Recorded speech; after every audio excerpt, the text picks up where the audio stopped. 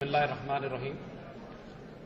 رب اشرح لی صدری ویسر لی امری واحلل عقدۃ من لسانی یفقهوا قولی اللهم صل وسلم وبارک علی سیدنا محمد وعلی آلہ وصحبہ وسلم۔ آج ہمارے محترم بزرگ بھی یہاں تشریف رکھتے ہیں، ہمارے اساتذہ بھی، ہمارے دوست، ہماری بہنیں۔ ہم یہاں رسمی تقریر کرنے نہیں آئے، جو ہمیں جانتے ہیں وہ اس بات سے واقف ہیں کہ نہ ہم نے کبھی رسمی تقریر کی ہے، نہ آج کریں گے، اور ہو سکتا ہے ہماری باتیں کچھ ہمارے بزرگوں کو بری بھی لگیں، لیکن ہمارا آج کا خطاب،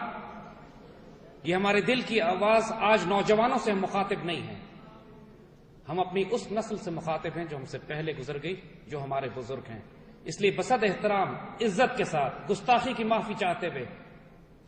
آج ہم کچھ صاف اور کھری بات کرنا چاہتے ہیں۔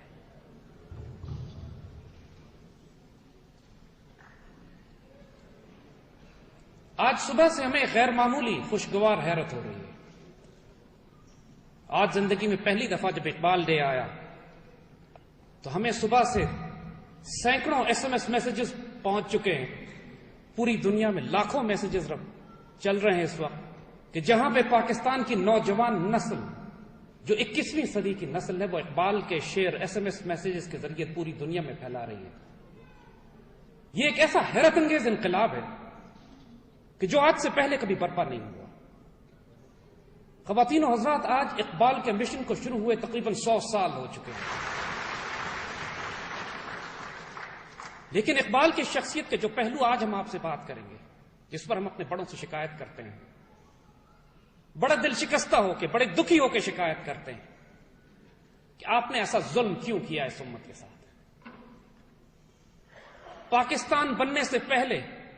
اقبال کا جو رول دنیا کے سامنے تھا، بنیادی طور پر وہ ایک ٹیکٹیکل رول تھا، وہ جیو پولیٹیکل رول تھا، وہ جو امیجیٹ کرائسس اور تھریٹ ایک امت مسلمہ کو لاحق ہو چکا تھا خلافت راشدہ کے، خلافت عثمانی کے ٹوٹنے کے بعد۔ پوری امت ظلمت کا شکار تھی، نہ سیاسی طاقت تھی، نہ مذہبی طاقت تھی، نہ امت تھی، نہ قوم تھی، نہ ریاست تھی، نہ حکومت تھی، نہ قائد تھے۔ اس کرائسس میں جو امیجیٹ چیلنج امت کے پاس تھا کہ ایک طرف انگریز سامراج تھا، ایک طرف ہندو سامراج تھا، اس کا مقابلہ کرنے کے لیے مسلمانوں کو ایک مدینہ ثانی، ایک پناہ گاہ کی ضرورت تھی۔ اقبال نے جو اس وقت تصور دیا کہ ہم حکومت میں سے حصہ نہیں لیں گے، ہم بر اعظم میں سے حصہ نکال کر ایک مدینہ ثانی قائم کریں گے، وہ اس وقت کی ایک اہم ترین ضرورت تھا، اس کی اہمیت سے کوئی انکار نہیں۔ اقبال مصور پاکستان کے طور پر ہم پوری امت ان کی احسان مند ہے کہ آج اس پاکستان کا خطہ جس میں آپ سانس لیتے اور عزت اور آبرو کے ساتھ جو آپ کی شناخت ہے، جو آپ کی نشانی ہے، وہ ہمارے اسی اقبال کے ایک فکری اور روحانی ایک تحفہ ہے اس امت کے لیے جو وہ چھوڑ کر گئے ہیں۔ لیکن ظلم یہاں پر نہیں ہوا۔ ظلم یہ ہوا کہ اقبال کو صرف مصور پاکستان پر محدود کر دیا گیا۔ ظلم اس بات پر ہوا کہ اقبال نے جو کچھ اس امت کو دیا تھا،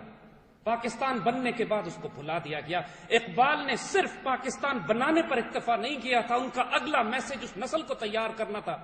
جس کا کام اس دنیا کی امامت تھا، جس کا کام مسلمانوں کو ایک کرنا تھا، حرم کی پاسبانی کے لیے نیل کے ساحل سے لے کر تابخا کے کاشغر، جس کا کام یہ تھا کہ وسط افلاک میں تکبیر مسلسل دے جا کے، جس کا کام یہ تھا کہ اس کی خود ہی بیدار ہو، کہ اس کی اپنی منزل آسمانوں میں نظر آئے، جس کا کام یہ تھا کہ قہاری ہو، غفاری ہو، قدوسی ہو، جبروت ہو، وہ جس کا کام یہ تھا کہ خدا اس سے پوچھے کہ بتا تیری رضا کیا، جو نرم دم گفتگو ہو، جو گرم دم جستجو ہو، جو رزم ہو یا بزم ہو، وہ پاک دل ہو، پاک باز ہو۔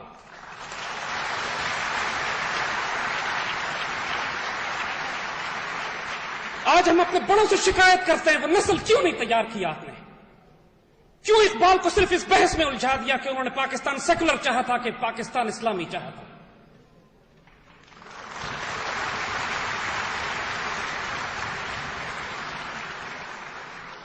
کیوں انہوں نے مسلمان نوجوانوں میں وہ مرد آزاد پیدا نہیں کیے جن کی زندگی کا مقصد تیرے دین کی سرفرازی تھا، جو اسی لیے مسلمان تھے اور اسی لیے نمازی تھے؟ کیوں وہ آزاد بندے پیدا نہیں کیے جن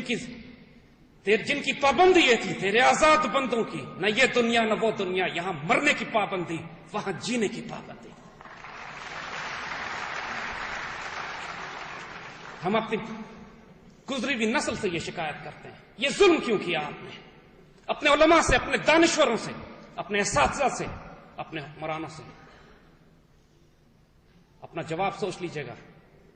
کہ جب آپ کو آخرت میں دینا ہوگا۔ اقبال سب کچھ کرنے کے بعد اپنی جان، اپنی مال، اپنی عزت، اپنی آبرو، اپنی زندگی کا مقصد، اپنے آپ کو فدا اور فنا کرنے کے بعد لرزتے اور کانپتے رہتے ہیں اور رب کے آگے درخواست کرتے ہیں، مالک میں تو کچھ نامہ یا مال لے کر بھی نہیں آیا تیرے پاس، میرے پاس تو صرف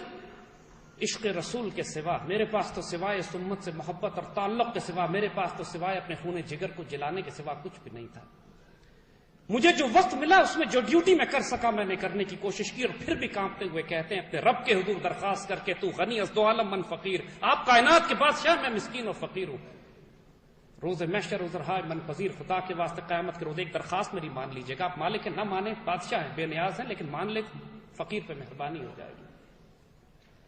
گر تمہیں بھی نہیں حساب ناگزیر، اگر آپ یہ دیکھتے ہیں کہ میرا حساب کرنا، میرے زندگی کے نامہ اعمال کو دیکھنا اتنا ہی کوئی ضروری ہے، از نگاہ مصطفیٰ اور پنہاں بگیر، خدا کے واسطے اللہ کے رسول سے چھپا کے میرا حساب لیجیے گا۔ یہ جرت کون کر سکتا ہے؟ اس کے باوجود پھر ہم پوچھتے ہیں اپنے بڑوں سے کہ جو یہ کردار جس فقیر کا تھا، جس درویش کا تھا، اقبال اس کے ساتھ یہ ظلم کیوں کیا؟ 21ویں صدی اور آنے والا پاکستان، کوئی چاہے یا نہ چاہے، یہ اقبال کا پاکستان اور اقبال کی صدی ہے۔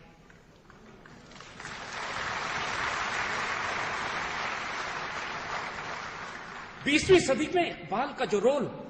جو ان کا جیو پولیٹیکل انالیسس، جو تعمیر پاکستان،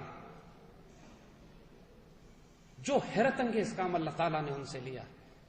لوگوں نے اعتراض کیا اس فقیر پر کہ آپ جس مشن کو لے کے چلے تھے وہ کہاں مکمل کیا آپ نے؟ 1938 میں آپ کا انتقال ہوتا ہے، ابھی تو پاکستان ریزولوشن بھی پاس نہیں ہوئی۔ ہمارے علماء بدنصیبی ہم کہتے ہیں اس امت کی کہ ہمارے علماء اقبال کے مقابلے پر کھڑے ہو کر جا کر ایک عصبیت اور تعصب کی بنیاد پر کہ یہ داڑھی منڈا، یہ یورپ اور ویسٹ کے مغرب کی یونیورسٹی سے پڑھا ہوا، یہ آج ہمارے دین کی تشریح کرنے، آج امت کی قیادت کرنے، آج مفکر پاکستان، آج حکیم الامت کیسے بن کر آ گیا؟ یہ کام تو ہمارا بدنصیبی اس امت کی، اس کے علماء، اس کے دانشور، اس مرد قلندر، اس مرد درویش سے متصادم ہو گئے۔ جب اقبال پر اعتراض کیا گیا کہ پاکستان تو بنا نہیں، کس خواب کی آپ بات کرتے تھے جو خطبہ الہ آباد میں آپ خواب دکھا کے گئے کہ میرا دل چاہتا ہے کہ شمال مغرب میں ایک اسلامی ریاست کا قیام وجود میں لایا جائے؟ جب طنز کیا ان کے اوپر تو وہ درویش بھی پھر اپنے اپنے رب کی طرف رجوع کر کے اس کے بھروسے پر، اس کے آسرے پر جو چیلنج دے گیا اس امت کو آنے والے وقتوں میں، پھر وہ دیکھا کہ ہونے کیا والا تھا۔ فرماتے ہیں تم مجھ سے یہ کہتے ہو نا کہ جو کچھ میں نے خواب دیکھا تھا، جو کچھ میں نے چاہا تھا، جو باتیں میں نے کہی تھی وہ بھی ہوئی نہیں ہے، وہ صرف ایک دیوانے کی بڑھ ہے۔ دیکھو تو پھر سنو، عشق کو فریاد لازم تھی سو وہ ہو چکی، عشق کو فریاد لازم تھی سو وہ ہو چکی، اب ذرا دل تھام کے فریاد کی تاثیر دیکھ۔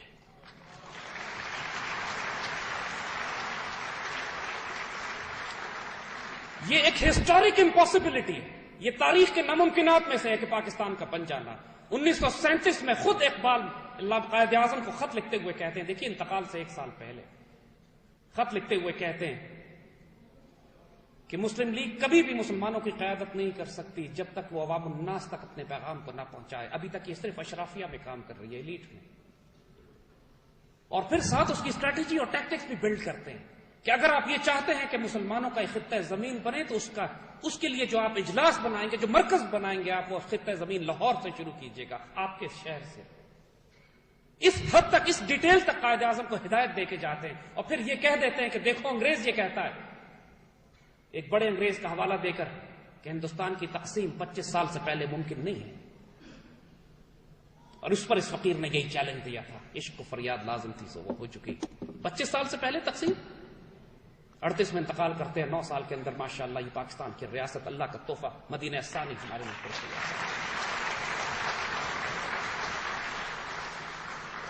ہماری کتابوں میں،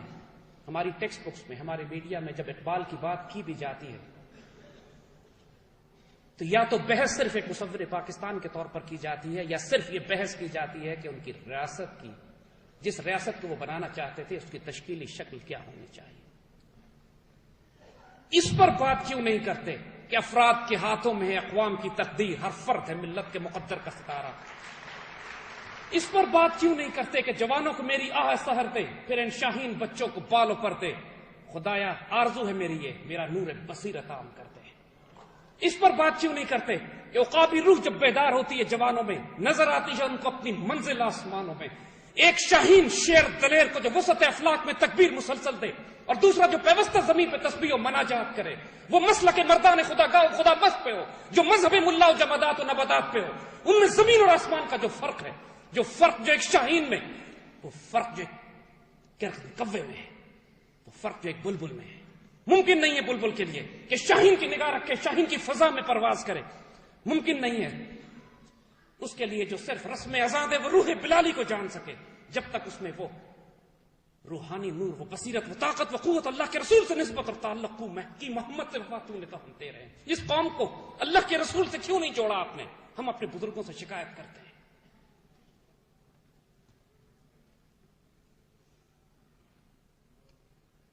خواتین و حضرات، یہ اطمینان رکھیے اللہ کے فضل سے، اقبال اللہ تعالیٰ نے خیرات کے طور پہ نہیں بھیجے تھے ہمارے درمیان، وہ چندے اور ڈونیشن کے طور پہ نہیں دیے گئے تھے، وہ اللہ کا ایک خاص الخاص تحفہ تھا جو اس لیے دیا گیا تھا کہ وہ زندہ رود ہے، ہمیشہ زندہ رہنے والی ایک نہر، ایک چشمہ جس کا فیض جاری رہے گا انشاءاللہ۔ آج 21ویں صدی کے آغاز میں ایک نیا انقلاب برپا ہوا ہے، اور یہ انقلاب علماء نے نہیں، دانشوروں نے نہیں، مفکروں نے نہیں، اساتذہ نے نہیں، ان نوجوانوں نے برپا کرنا ہے، اور کرنا شروع کر دیا ہے، جن کو اقبال کی نور بصیرت عام کر دیا گیا ہے جن میں۔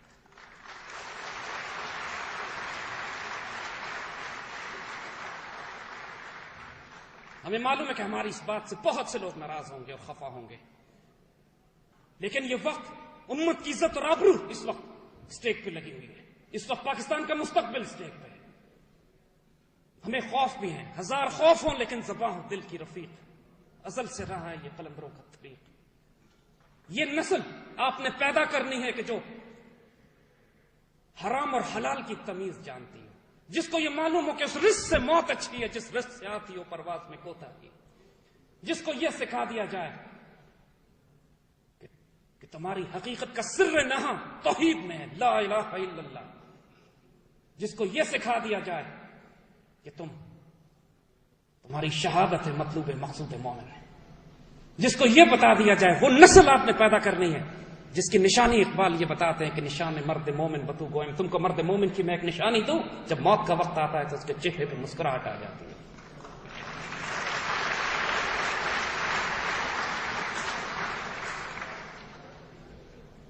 خواتین و حضرات، ہم نے آپ سے کہا تھا کہ ہم یہاں رسمی گفتگو کرنے نہیں آئے، ہم نے اپنے دل کے دکھ کو اور آنے والی امید کو آپ کے سامنے رکھنا ہے۔ ہمارے اساتذہ اور بزرگ یہاں بیٹھے ہوئے ہیں، ہم اپنی بات کو یہاں ختم کرتے ہیں اس خوشخبری کے ساتھ کہ اللہ کے فضل سے ایک نیا سورج طلوع ہو چکا ہے۔ یہ بات جو اقبال نے آج سے 100 سال پہلے کہی تھی، بہت سی باتیں ایسی ہیں جن کی تکمیل ہونی ابھی باقی ہے، بہت سی باتیں جو ہو چکی ہیں۔ پاکستان کا بننا ایک اقبال کے اس پورے وجود کا ایک خوبصورت ترین جز ضرور ہے، لیکن اقبال اس پر محدود نہیں ہے۔ 21ویں صدی میں جس اقبال نے زندہ ہونا ہے، وہ اقبال کا نظریہ توحید، نظریہ خودی پر ہے۔ وہ نسل پیدا ہونی ہے، اور جب وہ نسل پیدا ہوگی جس کو اپنی منزل آسمانوں میں نظر آئے گی، جس کی اذان سے شبستان وجود لرزے گا، ہوتی ہے بندہ مومن کی اذان سے پیدا، تو اس کو یہ بتانا نہیں پڑے گا کہ ایک شرعی اسلامی ریاست کے خد و خال کیا ہوتے ہیں۔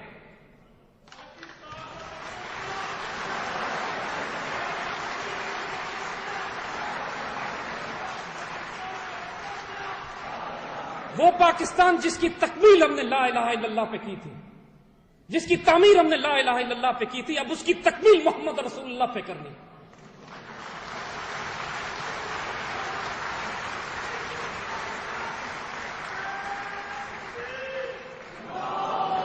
آپ صرف وہ نسل پیدا کیجئے،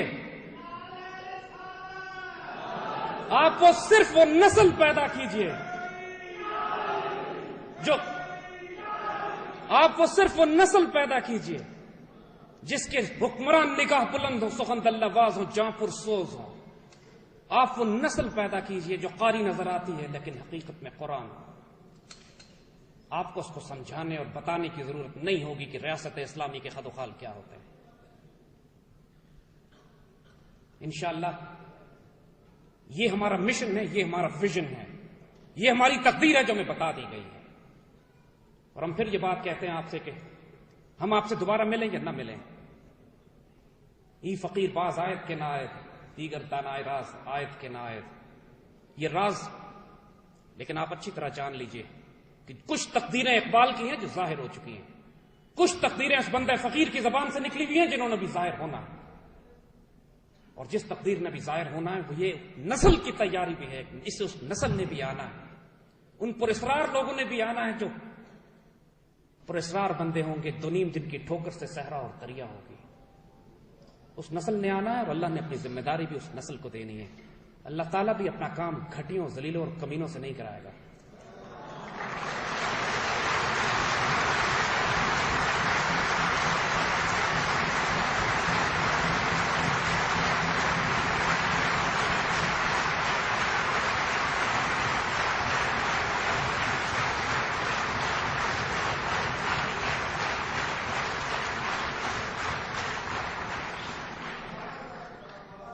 اللہ آپ کا حامی و ناصر ہو، اللہ پاکستان کا حامی و ناصر ہو، آنے والے شاندار مستقبل کا